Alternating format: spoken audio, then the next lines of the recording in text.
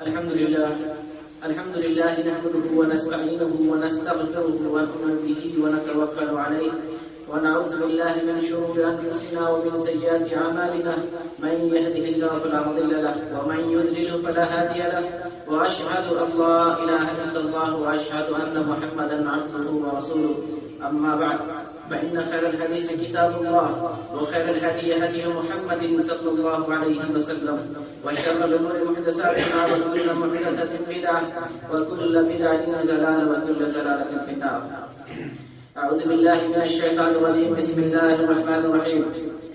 ولقد يسرنا القرآن للذكر فهل من مدكر.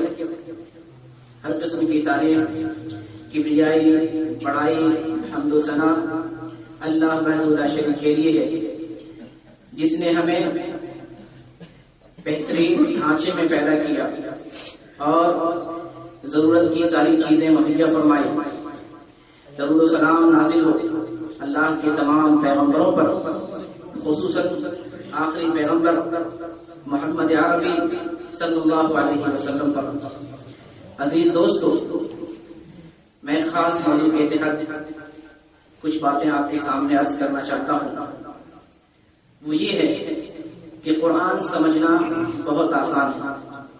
اللہ تعالیٰ نے قرآن کریم کے اندر خود ہی ارشاد فرما دیا وَلَقَدْ يَسَّرْنَا الْقُرْآنَ لِلذِّكْرِ فَهَلْ مِن مُدَّكِرٍ، کہ ہم نے قرآن کو آسان بنا دیا ہے. کوئی قرآن سے نصیحت لینے والا، قرآن کو سمجھنے والا، قرآن سے جو ہے درس اور عبرت لینے والا. اللہ تعالیٰ نے خود ہی بتلا دیا کہ ہم نے قرآن کو سمجھنے کے لیے آسان بنا دیا. لیکن اس کے باوجود امت میں بہت سارے لوگ یہ کہتے ہیں کہ قرآن سمجھنا بہت مشکل ہے، اور قرآن کو صرف وہی لوگ سمجھ سکتے ہیں جو عربی جانتے ہیں، جو عربی پڑھنے والے مولانا ہیں وہی سمجھ سکتے ہیں. نعوذ باللہ ثم نعوذ باللہ. لوگ ایسی بھی بات کرتے ہیں کہ قرآن کو اگر ترجمے سے پڑھا تو گمراہ ہو جائے گا. اللہ کی کتاب اور سمجھ کر پڑھنے سے گمراہ ہو جائے گا. ایسی گمراہ بات اور کون سی ہو سکتی ہے؟ اتنی بڑی گمراہ بات عوام میں پھیلی ہوئی ہے، اور عوام اس بات کو صحیح سمجھتی ہے کہ ہم قرآن کو نہیں سمجھ سکتے. قرآن سمجھنا بہت مشکل کام ہے، اس کے لیے بڑے علوم چاہیے. مولانا آپ کو بتلائے گا، پڑھے لکھے لوگ آپ سے کہیں گے 18 علوم چاہیے، کون سے فلاں علوم چاہیے، تم نہیں سمجھ سکتے. انشاءاللہ میں آپ کے سامنے انہی باتوں کا خلاصہ کروں گا اور آپ پر میں واضح کروں گا کہ قرآن سمجھنا کتنا آسان ہے. میرے بھائی، سب سے پہلے آپ یہ سمجھ لیں کہ یہ بات بتلانے والے، عوام میں پھیلانے والے کون لوگ ہیں؟ یہ بات وہ پھیلاتے ہیں جو پیٹ پرست ملا ہوتے ہیں، جنہیں شہرت چاہیے، جنہیں مال و دولت چاہیے، جنہیں ہر معاملے میں عوام کو اپنی طرف کھینچنے کی ضرورت پڑتی ہے. ہر معاملے میں نذرانے، پیسے، تعویذ، ہر چیز میں چاہتے عوام ہمارا محتاج رہے، ہماری ضرورت ہو. اگر قرآن حدیث لوگ سمجھ کر کے پڑھنے لگ جائیں تو ہمارے مولوی بننے کے لیے ہمارے پاس ڈگری جو ہے اس کی کیا ضرورت ہوگی؟ لوگ ہمیں تو پوچھیں گے. ایک اہم وجہ ہے جس کی وجہ سے کچھ علماء کرام عوام کو یہ بات بتلاتے ہیں کہ قرآن تم سمجھ کر کے نہیں پڑھ سکتے. قرآن کو بس ویسے ہی پڑھو، تلاوت کے ذریعے، الفاظ کے ذریعے، بس قرآن کی تلاوت کیا کرو، اسے سمجھنے کی کوشش مت کرو. میں آپ کے سامنے بتلانا چاہتا ہوں کہ قرآن سمجھنا بہت آسان ہے. اس سے پہلے یہ سمجھ لیں کہ قرآن کے نزول کا مقصد کیا ہے. اللہ تعالیٰ نے قرآن کو کس مقصد کی تحت پوری کائنات کے لیے نازل کیا. قرآن کے نزول کا مقصد جیسے کہ ہر کس و ناکس جانتا ہے. اللہ تعالیٰ نے قرآن کو اس لیے نازل کیا تاکہ اسے پڑھا جائے، اسے سمجھا جائے، اس پر عمل کیا جائے. صرف پڑھنے کی کتاب نہیں ہے، قرأت کرنے کی کتاب نہیں ہے، دنیا میں تو کروڑا کتابیں ہیں، اگر پڑھنے کا صرف مقصد پڑھنا ہوتا تو قرآن کا نزول کیوں؟ اس سے پہلے اللہ تعالیٰ نے تورات، انجیل، زبور، صحف ابراہیم، صحف موسیٰ کتنی کتابیں، آسمانی کتابیں نازل کی، پڑھنے کے لیے تو کتابیں کافی تھی، پھر اللہ تعالیٰ نے قرآن کا نزول کیوں کیا؟ اسی لیے کہ اسے پڑھا جائے، سمجھا جائے اور کیا جائے اور اس پر عمل کیا جائے۔ اس مقصد کے تحت اللہ رب العزت نے قرآن مقدس کو نازل کیا۔ نبی کریم صلی اللہ علیہ وسلم ارشاد فرماتے ہیں من قرأ القرآن وتعلمه وعمل به البس والداه یوم القیامة تاجا من نور۔ اللہ کے نبی صلی اللہ علیہ وسلم فرماتے ہیں کہ جس نے قرآن کو پڑھا، قرآن کو سیکھا اور قرآن پر عمل کیا۔ عمل کب کریں گے؟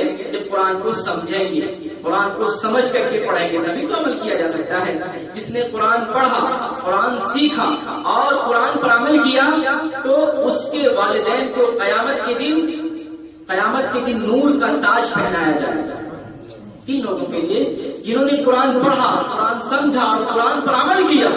گویا کہ یہ حدیث ہمیں دعوت دیتی ہے قرآن پڑھیں، قرآن سمجھیں۔ اگر سمجھنے والی چیز نہ ہوتی تو ہمارے پیارے حبیب محمد رسول اللہ صلی اللہ علیہ وسلم کیوں بتلاتے کہ تم قرآن سمجھ کر کے پڑھو؟ کیوں بتلاتے؟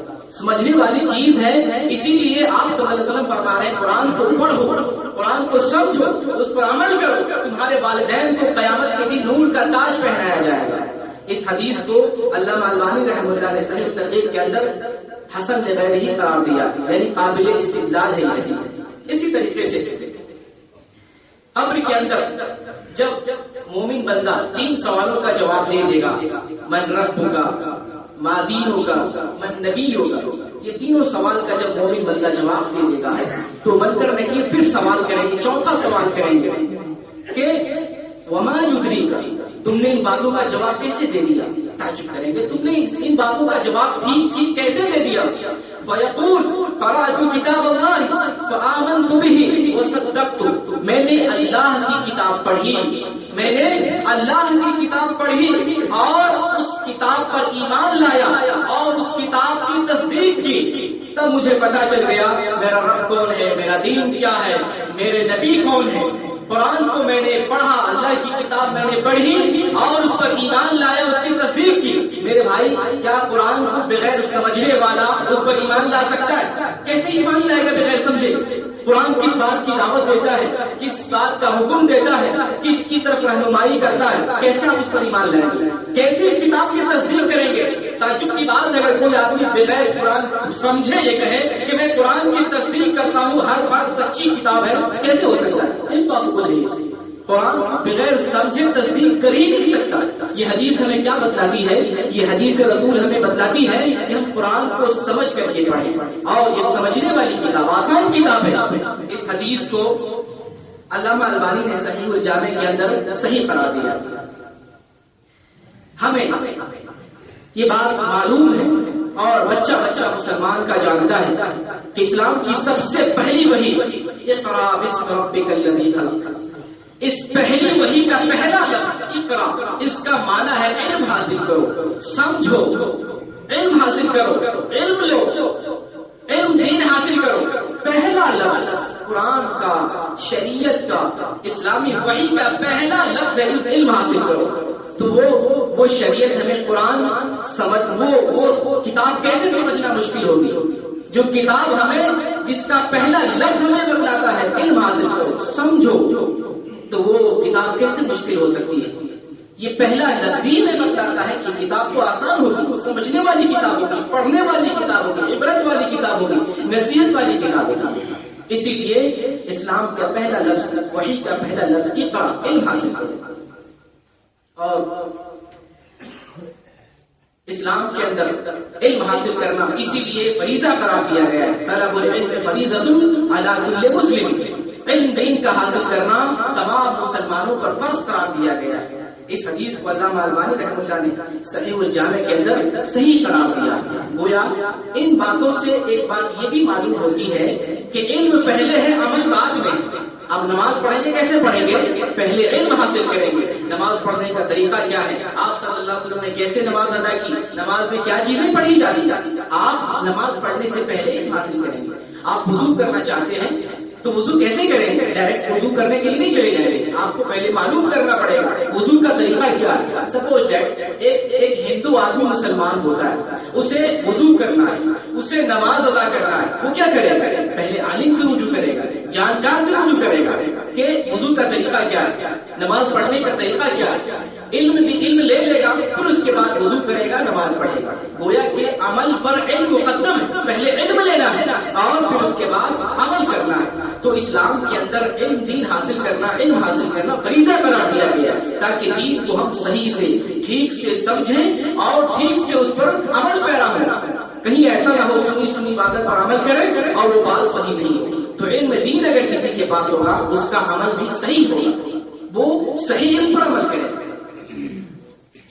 تو ان باتوں سے قرآن کے نزول کا مقصد معلوم ہو گیا کہ قرآن اللہ تعالیٰ نے ہمارے اس لیے نازل کیا کہ ہم اسے سمجھ کر کے پڑھیں اور اس پر عمل کریں، اس کتاب کی تصدیق کریں۔ اب آئیے چلتے ہیں اس بات کی طرف کہ قرآن سمجھنا آسان کیسے ہے۔ لوگ کہتے ہیں قرآن سمجھنا بہت مشکل ہے، بہت ہی دشوار ہے، اس کے لیے بڑے بڑے علوم چاہیے، علم کا ماہر ہونے چاہیے، بڑے ماہر لوگ، بڑے جید عالم ہی صرف قرآن کو سمجھ سکتے ہیں۔ آج میں آپ کو ان باتوں کی طرف لے چلتا ہوں۔ پہلے میں آپ کو ذہنی اعتبار سے صاف کرنا چاہتا ہوں، منطقی دلائل کے ذریعے، عقلی دلائل کے ذریعے میں آپ کو سمجھانے کی کوشش کرتا ہوں کہ قرآن سمجھنا کتنا آسان ہے۔ پہلے منطقی سمجھ لیں، پھر انشاءاللہ قرآن و حدیث کے دلائل آپ کے سامنے پیش کروں گا۔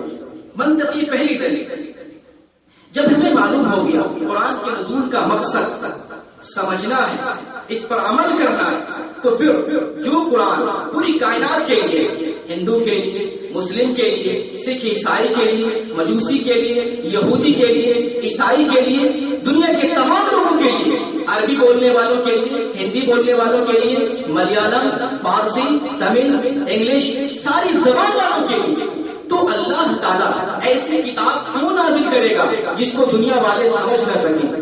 جب سمجھ نہ سکیں گے تو پھر اس کتاب پر دنیا والے عمل کیسے کریں گے؟ ایک منطقی بات میں آپ سے کرنا چاہتا ہوں۔ یہ منطقی بات اس بات پر دلالت کرتی ہے کہ وہ کتاب جو پوری دنیا کے لیے ہے، امریکی کے لیے، برٹش کے لیے، ہندو کے لیے، مسلم کے لیے، ساری کائنات کے لیے، وہ کتاب تو دنیا کی سب سے آسان کتاب ہوگی۔ ہماری عقل کہتی ہے، ہمارا لاجک اور منطقی دلیل کہتی ہے کہ وہ کتابی ہدایت سب سے آسان کتاب ہوگی جو پوری دنیا کے لیے نازل کی گئی ہے۔ ہم لوگ جب اپنی کتابیں لکھتے ہیں مختلف زبانوں میں، تو زبان کے جو پڑھنے والے ہیں ان کے حساب سے لکھتے ہیں کہ کیسے لوگ ہیں، ہماری بات کو سمجھیں گے کہ نہیں سمجھیں گے۔ اسکول کے بچوں کے لیے جو سلیبس ہوتا ہے ان کے اسٹینڈرڈ کا ہوتا ہے، عوام کے لیے جو کتاب لکھی جاتی ہے ان کے اسٹینڈرڈ کے حساب سے لکھی جاتی ہے۔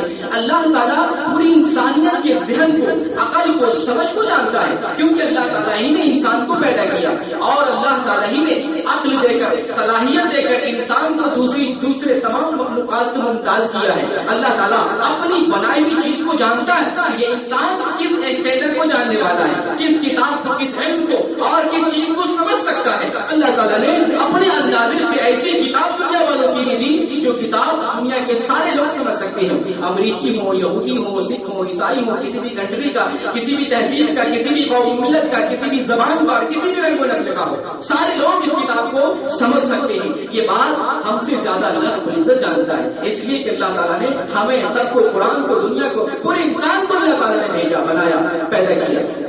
تو یہ منطقی دلیل ہمیں کہتی ہے کہ قرآن سمجھنا بہت آسان ہے۔ اگر اللہ تعالیٰ سپورٹ ہے، اگر اللہ تعالیٰ قرآن کو مشکل کتاب بنا کر کے بھیجتا جس کو دنیا والے نہیں سمجھتے تو پھر کیا ہوتا؟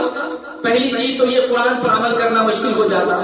دوسری چیز یہ ہے کہ اللہ تعالیٰ ہمیں علم کے بارے میں قیامت میں سوال کرے گا۔ جانتے ہیں 4 سوال قیامت میں کیا جائے گا، جوانی کے بارے میں، مال کے بارے میں۔ ان میں ایک سوال کیا ہوگا؟ ہمارے علم کے بارے میں سوال کیا جائے گا، تم نے علم کے مطابق عمل کیا کہ نہیں۔ تو اگر ایسی کتاب اللہ تعالیٰ نے دی جس کو ہم سمجھ نہیں سکتے ہیں اور اس علم کے بارے میں، اس کتاب کے بارے میں اللہ تعالیٰ اگر قیامت میں سوال کرے گا تو بندوں پر ظلم ہوگا کہ نہیں ظلم ہوگا؟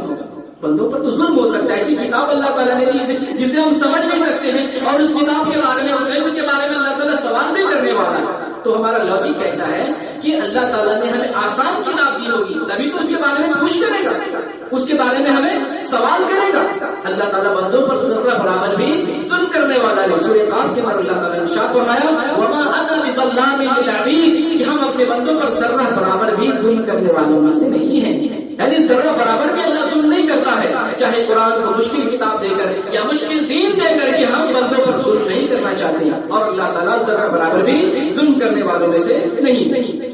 اسی طریقے سے آپ کو دوسرا لاجک دیتا ہوں. دنیا میں جتنے بھی نئے مسلم ہوتے ہیں, امریکہ میں ہو, یورپ میں ہو اور بر صغیر میں ہو, کسی بھی شہر, کسی بھی ملک اور کسی بھی خطے میں کوئی مسلمان ہوتا ہو, مسلمان ہونے والا قرآن کو پڑھتا ہے, سمجھتا ہے, پھر وہ قرآن کو پھر وہ اسلام قبول کرتا ہے.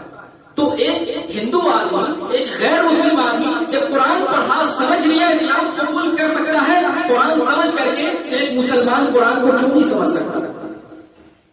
اور جو نیا مسلم ہوتا ہے وہ سب سے پہلے اسلام لانے کے بعد قرآن ہی کو زیادہ سے زیادہ پڑھنے کی, سمجھنے کی کوشش کرتا ہے تاکہ اسلام کو مضبوطی سے پکڑے, اسلام پر مضبوطی سے جم جائے. یہ لاجک دیتا ہوں اور اس کی ایک مثال دیتا ہوں. BBC کے سابقہ ڈائریکٹر جنرل جان بٹ کا بیٹا یحییٰ بٹ, یہ آکسفورڈ یونیورسٹی میں تعلیم حاصل کرتا تھا اور یہ اچانک مسلمان ہو گیا اسلام سے متاثر ہو کر کے, اور اس نے اپنے پی ایچ ڈی کا جو ہے عنوان تھا یورپ میں پچھلے 10 سالوں میں ایسے کتنے لوگ مسلمان ہوئے جو یورپین نسل کے تھے, ایسے مسلمان جو یورپین نسل کے ہیں ان کی تعداد بتائی جائے اور وہ کیوں مسلمان ہوئے, ان کی وجوہات بتائی جائے.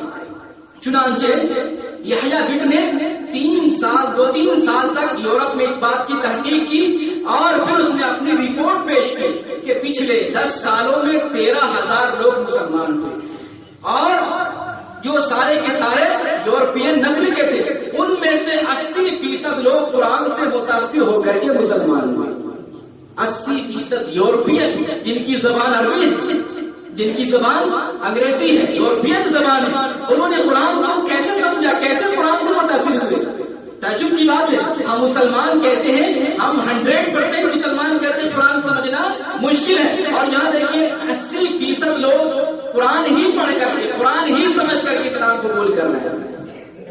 انہی لوگوں میں سے ایک امریکی خاتون تھی جن کا نام تھا M.K. ہرمنسن.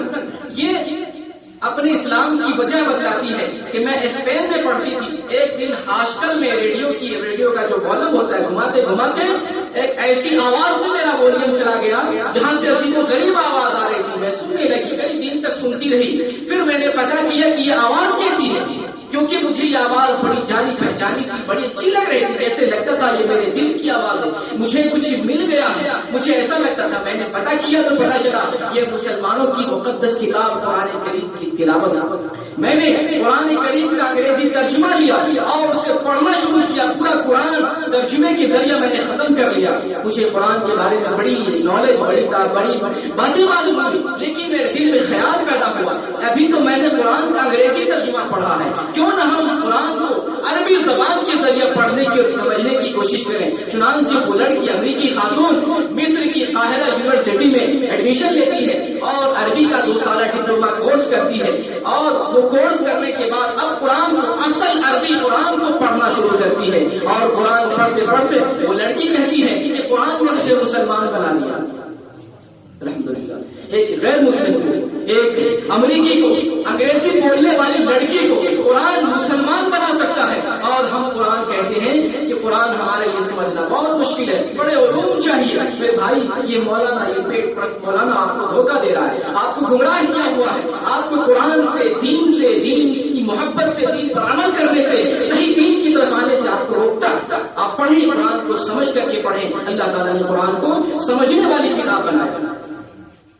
آج مسلمانوں میں جتنے اختلاف, جتنے انتشار, شرک ہو, بدعت ہو, سیاحت ہو, خرافات ہو یا کفر ہو, ضلالت ہو, ان تمام چیزوں کی سب سے بڑی وجہ یہ ہے کہ قرآن کو لوگ سمجھ کر کے نہیں پڑھتے. اگر ہر بندہ, ہر آدمی اگر قرآن کو سمجھ کر کے پڑھنے لگ جائے تو ہم فتووں کے, ہم مولویوں کے, ہم دوسروں کے محتاج نہیں رہیں گے, اور لوگوں میں اتنا اختلاف, اتنا انتشار اور شرک و بدعت کا یہ دلدل اور یہ منظر ہمارے سامنے نہیں ہوگا جب ہم قرآن کو خود سے پڑھنے کی کوشش کریں گے. اور میرے بھائی, جو لوگ کہتے ہیں کہ قرآن کو سمجھنے کے لیے بڑے علوم چاہیے, مولانا لوگ کچھ جو ہے جو اس قسم کے مولانا ہیں بتلاتے ہیں بڑے علوم چاہیے، جیسا کہ دنیا کے علوم کے لیے ہر علم کا ایک ماہر ہے، سائنس کا، طب کا، الگ الگ علوم کا، یہاں تک کہ ڈاکٹر کے اندر بھی الگ الگ پارٹ کے ڈاکٹر ہوتے ہیں، دانت کا الگ ہوتا ہے، کان کا الگ ہوتا ہے، آنکھ کا الگ ہوتا ہے، دماغ کا الگ ہوتا ہے۔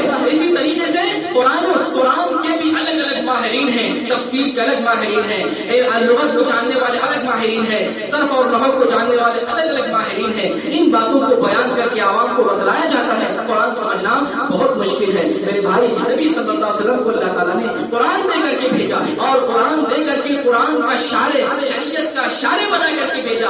آپ صلی اللہ علیہ وسلم قرآن پڑھتے، قرآن تلاوت کرتے، اور امت کو قرآن کا مطلب، قرآن کی تفسیر، قرآن کا مفہوم بتلاتے۔ آپ صلی اللہ علیہ وسلم امت کو قرآن کا مفہوم اور اس کی تعلیم بتلا کر کے چلے گئے۔ آپ صلی اللہ علیہ وسلم نے قرآن کے مطلب کو، قرآن کے معنی کو دنیا والوں کو مکمل کر دیا، بتلا کے چلے گئے۔ اگر قرآن میں کچھ باتیں رہ گئی، آپ صلی اللہ علیہ وسلم نے نہیں بتلایا، تو آپ جو ہے آپ یہ کہیں گے کہ نبی صلی اللہ علیہ وسلم نے رسالت میں خیانت کی۔ نعوذ باللہ، آپ نے قرآن کو، دین کو مکمل سمجھا دیا۔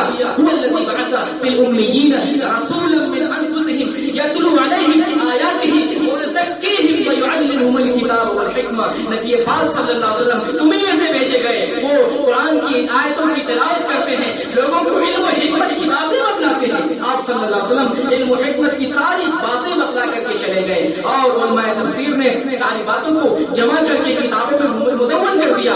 آپ کو بھی تفسیر اٹھا لیں قرآن کے بارے میں، قرآن کا معنی معلوم ہو جائے گا، آیت کا مفہوم آپ کے سامنے آ جائے گا۔ آپ کو کس چیز کی ضرورت ہے؟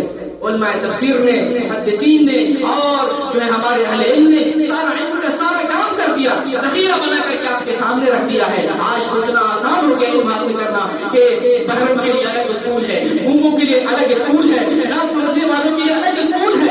اتنا علم سائنس اتنا ترقی کر گیا ہے، اور ہم وہی بیٹھے سوچ رہے ہیں قرآن بہت مشکل ہے۔ آج اندھے پڑھنے لگے، آج بہرے اور گونگے سمجھنے لگے ہیں، اور ہم کہتے ہیں قرآن نہیں سمجھ میں آئے گا۔ کتنی عجیب بات ہے۔ آج ہم سائنس کے دور میں، ٹیکنالوجی کے دور میں ایسی بات کرتے ہیں تو ہمیں گلے میں اٹک جاتی ہے یہ باتیں تو جو ہے بڑی سفید جھوٹ لگتی ہے۔ یہ بہت بڑا جھوٹ ہے جسے لوگوں میں پھیلایا گیا ہے۔ یہ بہت ہی آسان کتاب ہے، جسے سمجھنا اور جس کو سمجھنا، جس کو جاننا بہت ہی آسان بنا دیا گیا۔ یہ ہم نے عقلی دلائل دیے ہیں۔ اب آتے ہیں قرآن کی طرف، اب آتے ہیں دلائل کی طرف، حدیث کی طرف۔ قرآن میں اللہ تعالیٰ نے ارشاد فرمایا الذین آتیناہم الکتاب یتلونہ حق تلاوتہ اولئک یؤمنون بہ۔ وہ لوگ جنہیں ہم نے کتاب دی، وہ اس کتاب کی اس طرح تلاوت نہیں کرتے جس طرح تلاوت کرنے کا حق ہے، ایسے ہی لوگ اس پر صحیح معنوں میں ایمان لانے والے ہیں۔ قرآن کی آیت ہمیں بتلاتی ہے کہ قرآن کی تلاوت کی طرح کی جائے، تلاوت کا حق ادا کیا جائے۔ اللہ تعالیٰ نے شرط لگائی اور کہا کہ دراصل ایسے ہی لوگ صحیح معنوں میں قرآن پر ایمان لانے والے ہیں۔ قرآن کی تلاوت کا حق یہ ہے کہ ہم قرآن کو سمجھ کر کے پڑھیں، قرآن کو تدبر کے ساتھ پڑھیں۔ یہ قرآن کی تلاوت ہے۔ ہم نے صرف قرآن خالی کر لی، ہم نے صرف عبادت پڑھ لی، ہم کو ثواب تو مل جائے گا، لیکن پڑھنے کا جو حق ہے وہ حق نہیں ادا ہو رہا ہے۔ پڑھنے کا جو حق ہے وہ حق نہیں ادا ہو رہا ہے۔ اگر قرآن کا مقصد اور مطلب صرف قرآن پڑھنا ہوتا، میں ایک آپ کو مثال دیتا ہوں۔ سورہ اخلاص کو حدیث میں بتلایا گیا ہے صبح سے قرآن سورہ اخلاص 1/3۔ اگر ہم نے سورہ اخلاص پڑھ لیا گویا کہ ہم نے قرآن کا 1/3 حصہ پڑھ لیا۔ اگر کوئی 3 دفعہ پڑھ لیتا ہے تو مکمل قرآن پڑھ لیا ہو۔ اس کا مطلب یہ ہوتا ہے اگر صرف قرآن پڑھنا مقصد ہوتا تو بندہ 3 دفعہ سورہ اخلاص پڑھ لیتا، قرآن پڑھنے کا مطلب حاصل ہو گیا کہ نہیں ہو گیا؟ اور پھر اس کے علاوہ بھی قرآن چھوڑ کے قرآن کے علاوہ بہت سارے ایسے اذکار ہیں نبی پاک صلی اللہ علیہ وسلم نے سکھلائے ہیں کہ جن کا ثواب بہت زیادہ ہے۔ اگر ثواب ہی لینا ہے، اگر ہمیں جو ہے صرف پڑھنا ہی مقصد ہے تو ہم اذکار میں لگ جائیں گے۔ قرآن پڑھے بغیر بھی ہمیں ہزاروں کروڑوں روپیہ مل جائیں گے، لیکن اصل مقصد قرآن کا کیا ہے؟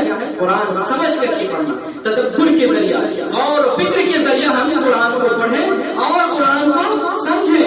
تو قرآن کی تلاوت کا حق یہ ہے کہ ہم اسے سمجھ کر کے پڑھیں، اور بہت سارے لغات کی کتابوں میں جب تلاوت کا معنی دیکھیں گے تلاوت کا کیا معنی ہوتا ہے، جیسے کہ لسان العرب لغت کی بہت اونچی کتاب، اس میں لکھا گیا ہے پڑھنا عمل کی نیت سے، یعنی کتاب کو قرآن کو پڑھنا عمل کرنے کی نیت سے یہ تلاوت کا معنی ہوتا ہے۔ اگر ہم قرآن کو عمل کرنے کی نیت سے پڑھیں اور اگر کوئی بغیر سمجھے ہوئے پڑھے تو یہ مقصد حاصل ہوگا؟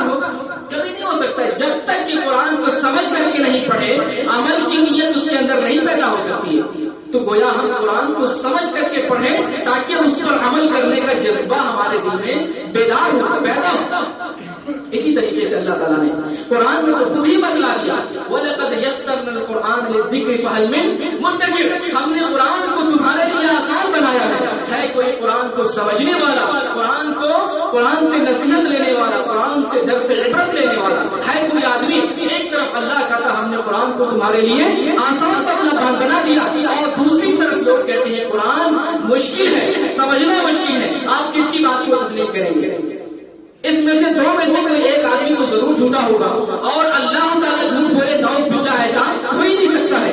اللہ کی بات ہر میں سچائی ہے، اللہ کے ہر بول میں سچائی ہے، اللہ کی بات میں جھوٹ کا اور ریب کا، اس کے اندر شک و شبہ کا اظہار کرنا بھی ایمان کے منافع اور ایمان کے خلاف ہے۔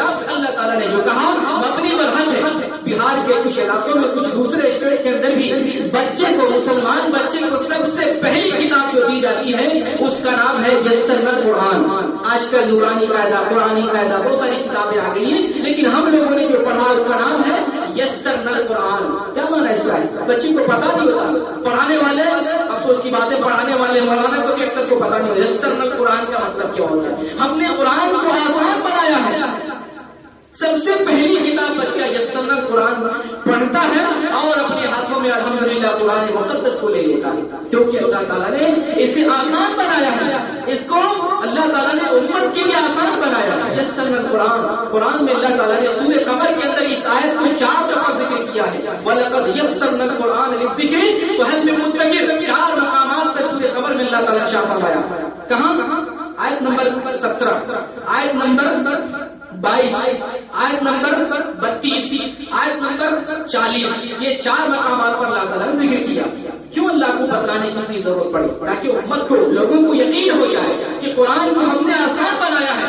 قرآن سمجھنا، عمل کرنا، اس پر چلنا ہم نے سب کچھ آسان بنا دیا ہے، لہذا کہ قرآن کو سمجھنا مشکل نہ کرے۔ اسی طریقے سے اللہ تعالیٰ نے قرآن کو سمجھنے والی کتاب قرار دیا کہ یہ قرآن وہ کتاب ہے جسے سمجھا جائے۔ جس کتاب کو سمجھنے والی کتاب اللہ تعالیٰ نے بنایا ہے وہ تو کتاب سب کے لیے آسان ہوگی۔ اللہ تعالیٰ نے ارشاد فرمایا وَلَقَدْ أَنزَلْنَا إِلَيْكُمْ كِتَابًا فِيهِ ذِكْرُكُمْ أَفَلَا تَعْقِلُونَ، تحقیق کہ ہم نے تمہاری طرف ایسی کتاب بھیجی جس میں تمہارا ہی ذکر ہے، کیا تم اس بات کو سمجھتے نہیں؟ یعنی سمجھنے والی کتاب، اس بات کو تم نہیں سمجھتے۔ تو جو کتاب سمجھنے والی ہے اس کو لوگ کہتے ہیں کہ سمجھنا مشکل ہے۔ یہ کتنے دو الگ الگ باتیں، متضاد باتیں۔ اللہ تعالیٰ نے قرآن مقدس کو عربی زبان میں نازل کیا تاکہ اس کا سمجھنا آسان ہو جائے۔ دیکھیں اللہ تعالیٰ نے سورہ یوسف میں کیسے بیان کیا، اِنَّا أَنزَلْنَاهُ قُرْآنًا عَرَبِيًّا لَعَلَّكُمْ تَعْقِلُونَ، ہم نے قرآن کو عربی زبان میں نازل کیا تاکہ تم سمجھ سکو، لَعَلَّكُمْ تَعْقِلُونَ، تاکہ تم سمجھو، تم اسے سمجھ سکو۔ اللہ خود بتلاتا ہے قرآن کو ہم نے سمجھنے والی کتاب بنایا، قرآن کو تم سمجھ سکتے ہو، پھر بھی ہم بھی راشی دعا کرتے ہیں قرآن کو ہم نہیں سمجھ سکتے ہیں۔ اللہ تعالیٰ نے دوسری جگہ ارشاد فرمایا، اور قرآن کا مقصد بھی ہے کہ لوگوں کو تاریکی سے، اندھیرے سے روشنی کی طرف لائے، کفر سے ایمان کی طرف لائے، ضلالت سے ہدایت کی طرف لائے، اور اندھیرے سے اجالے کی طرف لائے، ضلالت سے ایمان کی طرف لائے۔ قرآن کا یہ مقصد کب پورا ہوگا؟ جب قرآن کو سمجھا جائے گا، جب قرآن کا مفہوم جانا جائے گا۔ جب قرآن کو سمجھ نہیں سکتا ہے کوئی بندہ کسی کو کیسے اندھیرے سے روشنی کی طرف لائے گا، کوئی بندہ کفر سے کیسے ایمان کی طرف لائے گا، جب تک یہ بات سمجھی نہ جائے۔ اللہ تعالیٰ نے قرآن کے اندر ارشاد فرمایا، کتاب انزل الیک لتخرج الناس من الظلمات الى النور، اے نبی ہم نے آپ کی طرف یہ کتاب نازل کی تاکہ آپ لوگوں کو ہدایت کی طرف لائے، نور کی طرف لائے، اندھیرے سے روشنی کی طرف لائے۔ یہ کام آپ صلی اللہ علیہ وسلم کا، علماء امت کا، سارے مسلمان کا ہے. اور یہ کام کیسے ہوگا؟ جب تک قرآن کو ہم سمجھیں گے نہیں یہ کام نہیں ہو سکتا ہے. اسی طریقے سے قرآن کو اللہ تعالیٰ نے ہدایت کی کتاب قرار دیا ہے. ہدایت نجات پانے والی کتاب، جس سے عبرت لی جائے، جس کو سمجھی جائے، جس پر عمل کیا جائے، ہدایت کی کتاب ہے. اور یہ ہدایت کی کتاب سارے لوگوں کے لیے، جیسا کہ اللہ تعالیٰ نے قرآن میں ذکر کیا، شہر رمضان الذی انزل فیہ القرآن ھدی للناس. یہ رمضان کے اندر اللہ تعالیٰ نے قرآن مقدس کو نازل کیا اور یہ کتاب سارے لوگوں کے لیے ہدایت ہے. ھدی للناس، سارے لوگوں کے لیے ہدایت ہے. یہ صرف مولوی کے لیے، مسلمانوں کے لیے، عالموں کے لیے، مدرسہ والوں کے لیے، عربی پڑھنے والوں کے لیے اور مسلمان طبقہ کے لیے نہیں. ھدی للناس، امریکی کے لیے، یہودی کے لیے، سکھ عیسائی کے لیے، ہندوستانی کے لیے، پاکستانی کے لیے، ساری امت کے لیے، ساری کائنات کے لیے اللہ تعالیٰ نے اس کتاب کو کتاب ہدایت بنا کر کے بھیجا ہے. جو کتاب ہدایت ہو وہ کتاب کیا سمجھ میں نہیں آ سکتی ہے. جو کتاب ہدایت کرنے والی ہو، ہدایت حاصل کرنے والی ہو، وہ کتاب سمجھنے کے قابل نہیں ہو سکتی. وہ کتاب کو 100% سمجھنے والی کتاب ہوگی جو کتاب سمجھنے کی ہے، جو کتاب عبرت کی ہے، جو کتاب ہدایت ہے. اور میرے بھائی، اللہ تعالیٰ نے قرآن میں جا بجا ذکر کیا ہے کہ قرآن میں تدبر کرو، قرآن میں غور کرو. یہ اس بات پر دلالت کرتا ہے کہ ہم قرآن کو سمجھ سکتے ہیں. جیسا کہ اللہ تعالیٰ نے ارشاد فرمایا، کتاب انزلناہ الیک مبارک لیدبروا ولیتذکروا اولو الالباب. ہم نے آپ کی طرف مبارک کتاب نازل کی ہے تاکہ لوگ اس میں غور و فکر کریں اور عقل والے اس سے نصیحت حاصل کریں. تو یہ کتاب تو غور و فکر کرنے والی ہے. جو کتاب سمجھ نہیں سکتے ہیں اس میں ایک بندہ کیسے غور کر سکتا ہے؟ یہ تو سمجھنے والی کتاب ہے. اسی لیے اللہ تعالیٰ نے کہا اس میں غور کرو، اس میں سمجھو، اس میں فکر کرو، اس کتاب میں غور کرو. تو یہ سمجھنے والی، فکر کرنے والی، غور و فکر کرنے والی، غور و خوض کرنے والی کتاب. اور میرے بھائی، اللہ تعالیٰ نے دوسری جگہ فرمایا، افلا یتدبرون القرآن. کیسے ہو تم لوگ قرآن میں غور نہیں کرتے، قرآن کو سمجھتے نہیں، قرآن کو سمجھنے کی، غور کرنے کی کوشش نہیں کرتے. اللہ تعالیٰ تعجب کر رہا ہے کہ یہ سمجھنے والی کتاب، غور کرنے والی کتاب، اور تم سمجھتے نہیں، تم غور نہیں کرتے اس کتاب کے اندر، تم اس کتاب کو سمجھ کر کے غور سے نہیں پڑھتے. اور یہ کتاب اللہ تعالیٰ نے انسانوں پر نازل کی ہے. قرآن کے اندر ذکر ہے سورہ حشر کے اندر کہ اگر یہ کتاب پہاڑ پر نازل کر دی جاتی ہے، پہاڑ پر، تو پہاڑ ریزہ ریزہ ہو جاتا ہے. لیکن پہاڑ سمجھتا نہیں. پہاڑ اس کے اندر عقل، فہم، فراست، تدبر، غور و فکر پہاڑوں کے اندر نہیں ہے. اس لیے اللہ تعالیٰ نے قرآن کو پہاڑ پر نازل نہیں کیا. انسان قرآن کو سمجھ سکتا ہے، اس لیے اللہ تعالیٰ نے قرآن کو انسان پر نازل کیا. سورہ حشر میں دیکھیں اللہ تعالیٰ نے کیسے ارشاد فرمایا، لو انزلنا هذا القرآن على جبل لرأيته خاشعا متصدعا من خشية الله. اگر ہم اس قرآن کو پہاڑ پر نازل کر دیتے تو تم دیکھتے یہ خوف الہی، اللہ کے ڈر سے یہ ریزہ ریزہ ہوا جاتا ہے، دبا سہما اور پھٹا جا رہا ہے. لیکن اللہ تعالیٰ نے پہاڑ پر اس لیے نازل نہیں کیا کہ یہ پہاڑ کو سمجھ نہیں سکتا. اس کے اندر اللہ تعالیٰ نے عقل، صلاحیت نہیں رکھی ہے. اللہ تعالیٰ نے سمجھنے کی صلاحیت تو انسانوں کے لیے ہے. اس لیے اللہ تعالیٰ نے کتاب مقدس کو، ہدایت کی کتاب کو، سمجھنے والی کتاب کو سمجھنے والی مخلوق انسان پر نازل کی. تو یہ کتاب سمجھنے والی کتاب ہے، اس کو ہم سمجھ کر کے پڑھیں. آپ صلی اللہ علیہ وسلم کا فرمان ہے، لا يفقه من قرأه في اقل من 3. یہ حدیث علامہ البانی رحم اللہ نے صحیح ابو داؤد کے اندر صحیح قرار دیا. آپ فرماتے ہیں لا يفقه من قرأه في اقل من 3، کہ اس نے قرآن کو سمجھا ہی نہیں جو 3 دن سے کم میں ختم کر دیا. جو آدمی قرآن کو 3 دن سے کم میں پڑھ کر کے ختم کر دے، گویا اس نے قرآن کو سمجھا نہیں.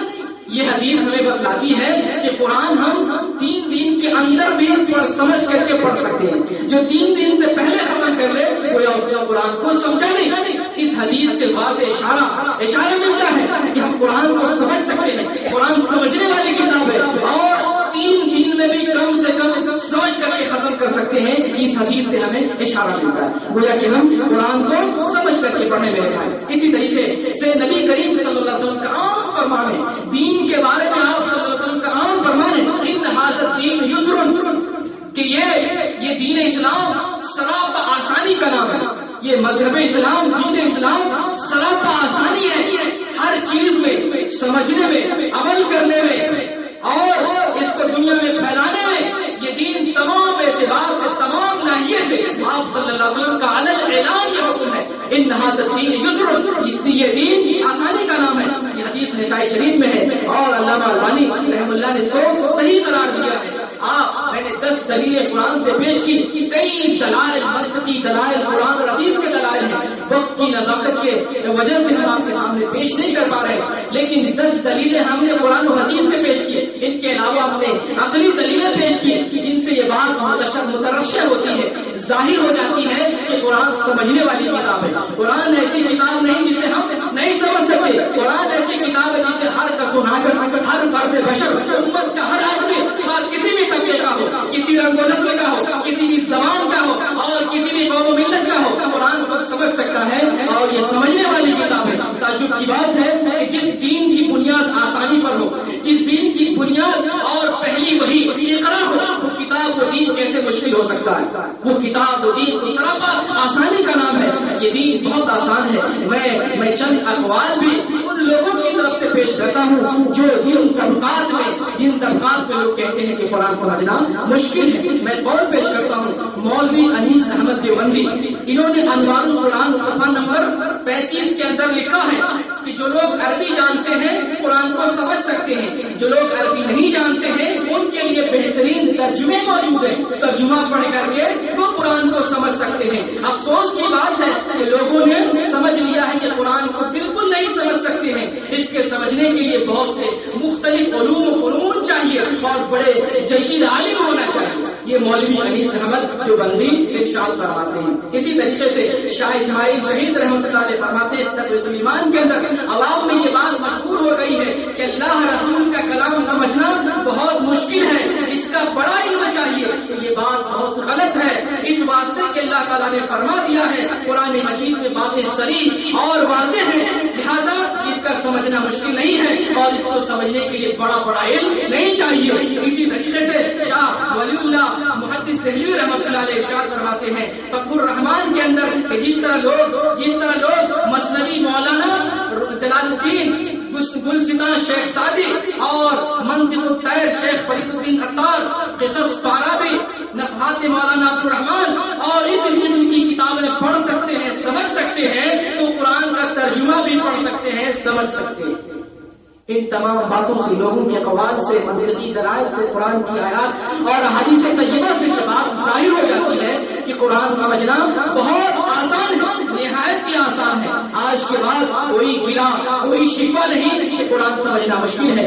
آج ہی سے میں آپ کو پیغام دیتا ہوں اور آپ کو نصیحت کرتا ہوں کہ میرے بھائی آج ہی سے، آج کے خطبہ سننے کے بعد آپ کے ہاتھوں میں ترجمہ والا، تفسیر والا قرآن ہونا چاہیے. جس زبان کو سمجھتے ہیں، ملیالم سمجھتے ہیں، ملیالم میں ترجمہ تفسیر موجود ہے. اردو سمجھتے ہیں، اردو میں ترجمہ تفسیر موجود ہے. ہندی میں ترجمہ تفسیر موجود ہے. انگلش میں ترجمہ تفسیر موجود ہے. دنیا کی تمام لکھی پڑھی جانے والی زبان میں ترجمہ تفسیر موجود ہے. اور آج تو سائنس، علم اور جو ہے نیٹ کی وجہ سے دنیا اتنا ترقی کر گئی ہے کہ آپ جو ہے گلیکسی، اینڈرائڈ موبائل پہ، کمپیوٹر میں، لیپ ٹاپ پہ آسانی سے کوئی بھی کتاب اور کوئی بھی قرآن کسی بھی زبان میں آپ حاصل کر سکتے ہیں، اس کا ترجمہ پڑھ سکتے ہیں. اینڈرائڈ موبائل پہ آپ اردو قرآن بھی پڑھ سکتے ہیں، ہندی قرآن بھی پڑھ سکتے ہیں، انگریزی قرآن وہاں پہ موجود ہے. اس کے علاوہ اگر آپ انٹرنیٹ پہ جائیں گے، لیپ ٹاپ، کمپیوٹر استعمال کریں گے، تب تو سونے پہ سہاگا، ہر چیز کا علم موجود ہے. میرے بھائی اس زمانے میں کوئی آدمی یہ کہے کہ میں قرآن نہیں سمجھ سکتا، وہ آدمی سب سے بڑا جھوٹا ہے.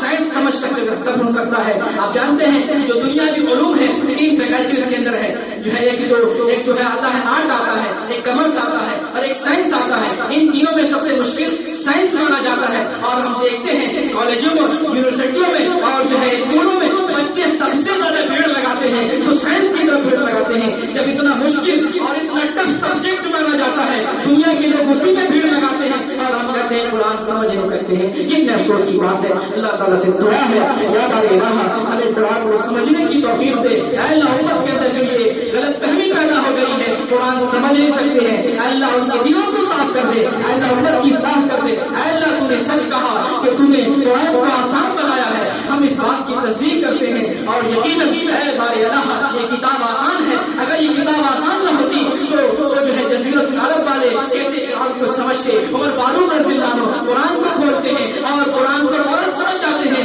اور کہتے ہیں مجھے کلمہ پڑھاؤ، مجھے محمد رسول اللہ صلی اللہ علیہ وسلم کے پاس لے جاؤ، ہم کلمہ پڑھنا چاہتے ہیں، ہم اسلام میں داخل ہونا چاہتے ہیں۔ آج بھی یورپین کنٹری میں اسلام کتنی تیزی سے پھیل رہا ہے، اتنی تیزی سے کسی بھی بر صغیر کے اندر اسلام نہیں پھیل رہا ہے۔ اگر یہ لوگ قرآن کو نہیں سمجھ سکتے جبکہ ان کی یہاں قرآن انگریزی زبان ترجمے میں انگریزی ترجمہ انگریزی تفسیر کے ساتھ موجود ہے، وہ انگریزی ٹرانسلیشن پڑھتے ہیں اور ہدایت کی طرف آ رہے ہیں، اگر سمجھنے والی کتاب نہ ہوتی تو دنیا کے اندر یورپ کے اندر اور اسلام اتنی تیزی سے نہیں پھیلتا۔ یا بارے الہ ہمیں اس کتاب کو سمجھنے کی توفیق دے، اے اللہ ہماری اصلاح فرما، اے اللہ اس امت میں بڑی خرابیاں پیدا ہو گئی ہیں، ہمارے اندر برائیاں خرابیاں اور جو ہے عقیدے کی خرابیاں، ایمان کی کمزوریاں، اے اللہ ہمارے اندر سیاحت خرافات بدعات شرکیات نہ جانے کیسی کیسی برائی پیدا ہو گئی ہے۔ یا بارے الہ اس امت کی اصلاح فرما، اے اللہ مسلمانوں پر جہاں جہاں ظلم ہو رہا ہے، جہاں جہاں ستم ہو رہا ہے، مسلمانوں کو اپنی پناہ میں لے لے۔ یا بارے الہ ہندوستان پاکستان برما افغانستان عراق اور جہاں جہاں بھی مسلمان رہتے بستے اور اسلام پر چلتے ہیں، اے اللہ ایمان والوں کی حفاظت فرما۔ اے اللہ ہم لوگ پردیسی ہیں، اپنے بال بچہ کو چھوڑ کر کے اپنے ملکوں میں آئے ہیں، اے اللہ ہمارے پیچھے ماں باپ کی اولاد کی اور ہماری ضروریت کی حفاظت فرما۔ اے اللہ جو لوگ پورے دین سے محبت رکھتے ہیں، اے اللہ ان کی حفاظت فرما۔ اے اللہ ہم سب مسلمان اس بات کی گواہی دیتے ہیں کہ تو ایک ہے، تو ایک ہے، ہر عیب سے پاک ہے اور تیری ذات واحد ہے جو عبادت کے لائق ہے۔ اے اللہ ہم یہ جو ہے اس سے دعا کرتے ہیں کہ اللہ یہ ہماری پیشانی اگر کہیں جھکے تو صرف تیرے لیے جھکے، اگر نماز پڑھیں تو تیرے لیے، عبادت کرے تو تیرے لیے، قربانی دے تو تیرے لیے، نظر مانے تو تیرے لیے، جو بھی عبادت کا کام کریں اے اللہ تیرے ہی لیے کریں، اور جب بھی ہمارا ہاتھ اٹھے تو اللہ ہم تجھی سے دستے سوال دراز کریں۔ یا بارے الہ سنت سے محبت کرنے والا بنا، یا بارے الہ محمد رسول اللہ صلی اللہ علیہ وسلم سے سچی محبت کرنے والا بنا۔ اے اللہ ہمیں سنت کے مطابق زندگی گزارنے والا بنا۔ اے اللہ جب تک اس دنیا میں رہیں ایمان پر رہیں، اے اللہ جب ہمارا خاتمہ ہو تو ایمان کے ساتھ خاتمہ ہو۔ آمین۔ وآخر دعوانا ان الحمد للہ رب العالمین۔